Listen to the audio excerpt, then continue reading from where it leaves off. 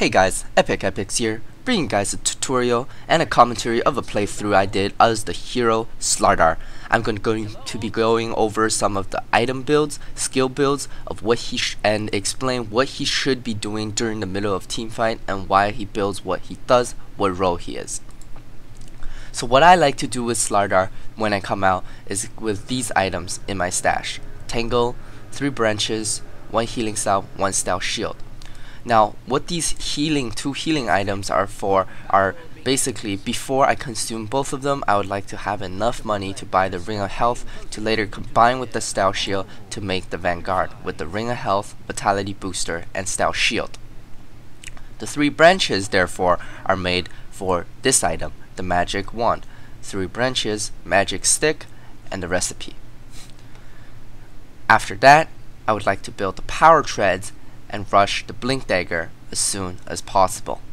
Now, during the laning phase, you lane him as any other hero, basically aggroing the creep to where you are if you're against the range harass, and with the Stout Shield and the 2 regenerations and later coming in for the Ring of Health, this should be no problem at all for you guys. What you want to build on the Slardar skill set wise, you want to have Sprint and Slither and Crush instead of Bash. Because early game, as you see, Slardar is very good in conjunction with ganks, and with the sprint you're able to keep up, to run up, and get off your Slither and Crush. Now, Bash may look like a very tantalizing choice for you guys because your normal attack is able to stun with bonus damage. How awesome is that?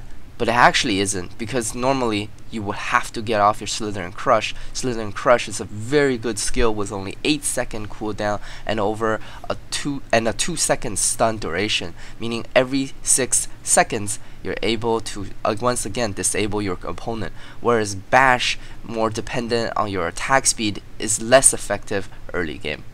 Bringing you guys up to speed before the next team fight, Slardar was not farming too well, therefore instead of the Vanguard and Treads plus the Blink Dagger, I decided to opt away and get the Blink Dagger first so I could be more effective.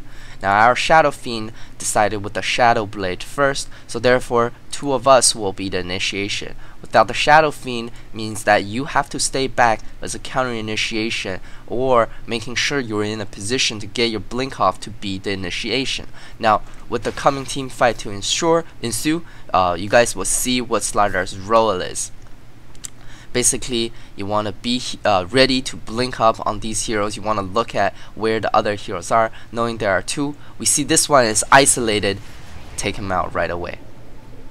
Now, once again, after you blink, sprint out, because you are not as tanky as you should be without the Vanguard, so you want to stay back, you want to look around, look for another position with your sprint, getting 2 people in a crush, getting another pick off. Coming up, I want to show you guys the chasing power of the hero Slardar.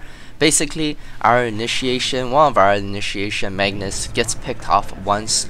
Our Shadow Fiend, the other person who wants to initiate with his ultimate, needs to go back to the fountain to heal up his mana. After buying back, as you guys see here in the perspective of the Magnetar, he tries to initiate once again. However, right after he gets his RP off, he gets stunned and picked off without the Shadow Fiend to follow up. This is beginning to look like a team wipe for us. The Neruvian's assassin or Nake's assassin gets picked off. However, coming in with the 3 people crush, with the Shadow Fiend finally here, casting the negative armor on the Juggernaut with the sprint, I'm able to chase down this Juggernaut. And after being able to chase down the carry hero, as you guys see later, with the tanking items that you have, you're able to chase down the supports with these. Supports coming in but unable to keep up with the speed of your sprint because of your chasing potential. You can come in, get that 8-second cooldown on the Slither and Crush off once again, picking off 3 people already. Now going in for the 3rd hero, again Slither and Crush cooldown is ready, and you're able to get your stun off and take another hero with you. So as you guys see, it's important to tank up so that you are not picked off like the rest of your team. You are able to sustain yourself to get multiple Slither and Crushes off, and you're able to sustain the extra damage that you take from sprint. As you see, there is additional 15% damage coming in from sprint. So finally, let me reiterate everything I have said in this game. Your beginning build should be maxing Slither and Crush first, then Sprint. Do not put points in Bash until mid to late game because it is attack speed dependent and not as useful early game. Start out with your set of Tangle, Salve, 3 branches and 1 Stout Shield to build into the Vanguard, the Magic Wand. Afterwards, build your Power Treads and get your Blink Dagger so you could counter initiate like what you saw here with the 3 heroes, and that way you can be the most effective you can be in the middle of a team fight. So guys, to finish off the playthrough commentary guide for the newer players, I want to explain my last 2 items.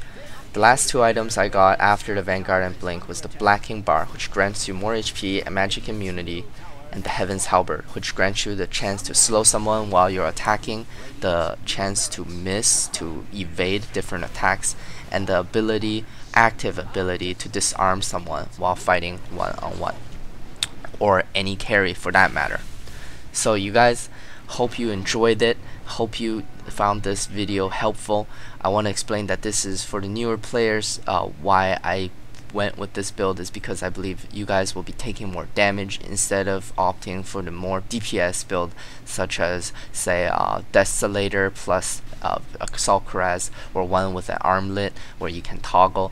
Those I believe require more micro, and this I think is a really great build for newer players to start off, where you are able to soak up the damage, you're able to survive and get off as many of your Slither and Crushes as possible.